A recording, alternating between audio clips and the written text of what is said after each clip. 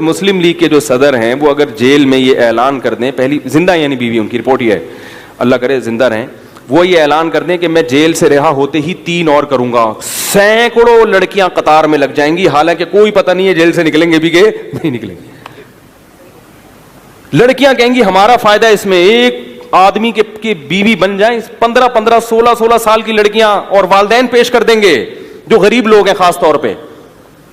وہ بولیں گے یار ہمیں اور کیا چاہیے, محل ملے گا شاہی, رائے میں ہو سکتا ہے ایک بنگلہ ہمارے نام ہو جائے. پھر یہ لوگ غیر مسلم اعتراض کریں گے, مسلمانوں میں بڈھے لوگ 15 سال کی لڑکیوں سے شادی کرتے ہیں, یہ ظلم ہے. بھائی ظلم ہے تو وہ لڑکی کیوں کر رہی ہے؟ ایک عیسائی خاتون تھی, اسکائپ پہ مجھ سے بات کی اس نے, انگلش میں ٹرانسلیٹر بیٹھی ہوئی تھی کوئی خاتون, وہ کہنے لگی کہ نبی صلی اللہ علیہ وسلم نے 9 سال کی لڑکی سے نکاح کیا ہے, یہ تو لڑکی پہ ظلم ہے, یہ تو عیاشی. میں نے کہا آپ مجھے بتاؤ, اگر حضرت عیسیٰ علیہ السلام آج آ جائیں اور آپ کی کوئی بیٹی ہو 15 سال کی یا 9 سال کی جو بالغ ہو چکی ہو 12 سال کی, اور عیسیٰ علیہ السلام جن کو آپ نبی مانتے ہو وہ واقعی مذہبی خاتون تھی, تو آپ اپنی بیٹی ان کو دے دو گی؟ اس نے کہا میں بھی 12 سال کی میں نکاح کر لوں گی, بیٹی تو بعد میں, اگر میں 15 سال کی ہوئی, چونکہ وہ اللہ کے کیا ہیں, عیسیٰ ہیں بھائی, اللہ کے پیغمبر ہیں, ان میں تھوڑی ایج دیکھی جائے گی کتنی عمر کے ہیں. پیغمبر کی بیوی بننا کون پسند نہیں کرے گی؟ تو میں نے کہا جس کو یقین تھا نا کہ محمد صلی اللہ علیہ وسلم واقعی اللہ کے نبی ہیں, انہوں نے بیوی بننا پسند بھی کیا, ان کے باپ نے دیا بھی, اور ساری زندگی اس پہ خوش رہی ہیں. اور جن کو آپ کی نبوت پہ شبہ ہے وہ کہہ رہے یار 50 سال کے ہو کے شادی کس سے کی؟ بھائی جب وہ خوش ہے تو آپ کو کیوں تکلیف ہو رہی ہے؟ ایک دفعہ کسی نے ویڈیو بھیجی کچھ عرب بڈھے کی نا 90 سال کا, وہ بالکل سوکھے ہوئے نہیں ہوتے بوڑھے, ایسا بڈھا, اس کی کہیں شادی کی خبر آئی کہ 15-16 سال کی لڑکی سے شادی کی ہے اس نے, اور وہ دلہن بنی ہوئی بیٹھی ہے اس کی بیوی, تو وہ دیکھو یہ ہے اسلام. میں نے کہا یہ کیوں کر رہی ہے, اس سے پوچھو نا.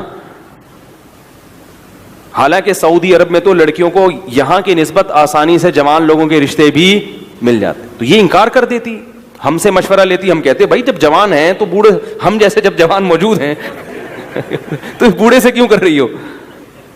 ہم مشورہ دیتے, لیکن وہ ہمارے مشورے کو قبول وہ خود نہیں کر رہی, نہ اس کا باپ کر رہا ہے, اس لیے کہ اس بوڑھے سے شادی میں اس کو اتنے فائدے نظر آ رہے ہیں, وہ ارب پتی بوڑھا ہے, تیل کے کنووں کا مالک ہے.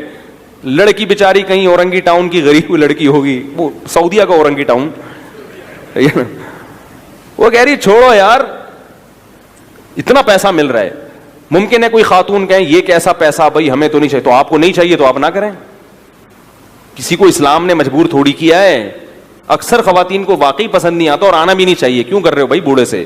لیکن اگر کوئی کر رہا ہے تو یہ اس پہ ظلم نہیں ہے, بلکہ اس کے ساتھ احسان ہے کہ اس کو شریعت نے آپشن دیا ہے کہ بھئی نکاح میں بہت ساری مصلحتیں, تو تم کسی بھی کوئی بھی مصلحت حاصل کرنا چاہو تو تمہارے لیے راستہ کھلا ہوا. یہ مصلحتیں جبھی حاصل ہو سکتی ہیں کہ جب مرد کو زیادہ نکاحوں کی اجازت دی جائے, اور عورت کے لیے سلیکشن کیا ہو, آسان, سپلائی کے مقابلے میں ڈیمانڈ بڑھ جائے, اس سے عورت کی ویلیو بڑھے گی. ویلیو اس لیے کہ عورتوں کے لیے رشتوں کی کمی نہیں ہوگی, مردوں کے لیے رشتے کم پڑ جائیں گے. جو اچھے مرد تھے وہ سارے چار کر کے بیٹھے ہوئے ہیں, اور جو ہیروئن کی چرسی بے روزگار وہ گٹر کے ڈھکن پہ بیٹھے ہوئے ہیں.